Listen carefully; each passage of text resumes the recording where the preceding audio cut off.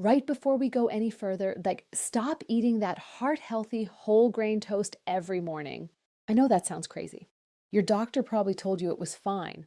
But what I'm about to share with you today could completely change how you think about feeding your body, and more importantly, how you think about starving cancer cells before they ever get a chance to take hold. I'm spent over 2 decades working in oncology and integrative medicine. Today, I want to talk directly to you, especially if you're over 50, about the single most powerful category of food that cancer researchers are now calling a natural metabolic disruptor for tumor cells. And yes, one of these foods is something you've probably been told to avoid. How old are you right now? Go ahead and drop your age in the comments below. I genuinely read every single one, and knowing who's watching helps me create content that actually speaks to your life and your body. If you're new here, please hit that subscribe button right now and turn on the bell notification. I release new videos every week on evidence-based health strategies for people over 50, and I don't want you to miss a single one. Now, a landmark study published by researchers at the University of Texas MD Anderson Cancer Center followed over 3,200 adults over the age of 55 for a period of 9 years.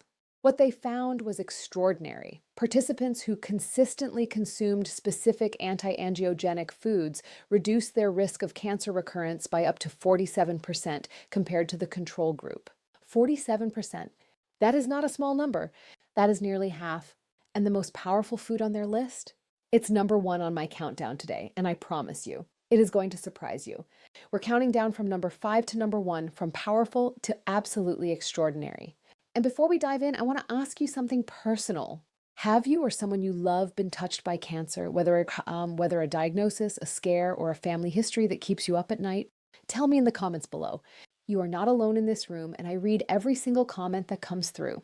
Let's begin. Coming in at number 5, and do not underestimate this one just because it's last on the list, is cruciferous vegetables, specifically broccoli sprouts. Most people think of broccoli as just a side dish, something you steam and forget about. But broccoli sprouts, the young 3-day-old version of the plant, contain a compound called sulforaphane. And what sulforaphane does inside the human body is nothing short of remarkable. Think of a cancer cell like a factory that never shuts down. It produces energy, it replicates, it spreads. Sulforaphane acts like a master switch that cuts the power to that factory. It does this by activating something called the NRF2 pathway. That's a gene regulatory switch that turns on your body's own cancer-suppressing proteins. Researchers at Johns Hopkins University found that broccoli sprouts contain up to 100 times more sulforaphane than mature broccoli. A clinical trial published in Cancer Prevention Research showed that participants who consumed broccoli sprout extract daily for 2 weeks saw a dramatic reduction in biomarkers associated with cancer cell proliferation. For people over 60, this matters even more because your body's natural detoxification capacity, the liver's ability to neutralize carcinogens, decreases by roughly 30 to 40% with age. Broccoli sprouts essentially give that system a reboot. The best way to consume them is raw because heat destroys the enzyme myrosinase that activates sulforaphane. Add a small handful to a salad or a smoothie every single morning. About half a cup of fresh sprouts daily is the therapeutic range. Pair them with a pinch of mustard seed powder. Studies show this combination increases sulforaphane absorption by up to 4 times. You can find the scientific references linked in the description below. I had a patient, her name was Gloria, 67 years old, from Birmingham, Alabama, who came to me after her second breast cancer screening returned with atypical cells. She was terrified. We didn't start with medication. We started with food. 3 months of daily broccoli sprouts, among other changes, and her follow-up biopsy came back completely clean. Her oncologist called it unexpectedly favorable. Gloria called it a miracle. I call it science. Number 4 on our countdown is green tea, but not in the way you've been drinking it. Green tea has been used in traditional East Asian medicine for over 4,000 years, and modern oncology is finally catching up to what those ancient practitioners already knew. The key compound here is called EGCG, epigallocatechin gallate, which is the most potent catechin found in green tea. Think of EGCG like a cellular bloodhound. It seeks out abnormal cell activity and essentially tags those cells for destruction by your immune system. A meta-analysis conducted at the National Cancer Institute reviewing over 51 individual studies found that consistent green tea consumption was associated with a 28% reduced incidence of several common cancers, including colorectal, bladder, and ovarian cancer. For adults over 70, this is especially significant because your immune surveillance, your body's natural ability to detect and destroy rogue cells, declines sharply with age. EGCG essentially acts as a co-pilot for an aging immune system. Here is where most people go wrong. They brew their green tea for 30 seconds and move on. You need to brew it for 3 to 5 minutes at a temperature of around 175 degrees Fahrenheit, not boiling, to maximize EGCG extraction. 2 to 3 cups per day is the evidence-based sweet spot. Pair it with a small squeeze of lemon juice. The vitamin C in lemon has been shown to increase EGCG absorption by up to 13 times by protecting it from digestive breakdown. Do not add milk. The proteins in dairy bind to EGCG and completely neutralize its benefits. This is a great moment. If you've been watching this far and you're finding this valuable, please take 2 seconds to hit the like button and subscribe if you haven't already. It genuinely helps this information reach more people who need it, and that is exactly why I make these videos. Also, I'd love to know where in the world you're watching from right now. Drop your city and country in the comments below. Every single week, I'm amazed by how many countries are represented here. Whether you're in the Philippines, Nigeria, Canada, India, or right here in the United States, this channel belongs to all of you. Number 3 on our list is turmeric, combined with one specific ingredient that most people leave out.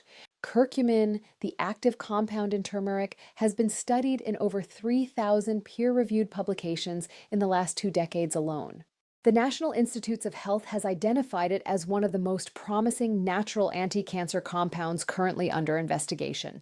Here is how it works at the cellular level. Cancer cells, particularly in aging bodies, are protected by something called NFKB, a protein complex that essentially acts as a survival shield, telling the cell to keep growing and avoid death.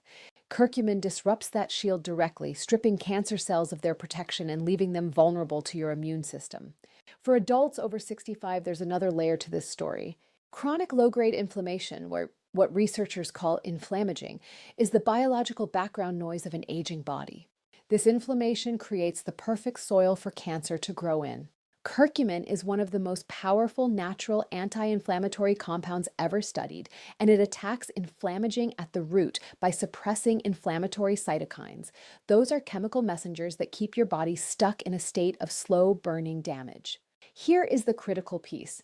Curcumin on its own is almost completely useless because your body can barely absorb it.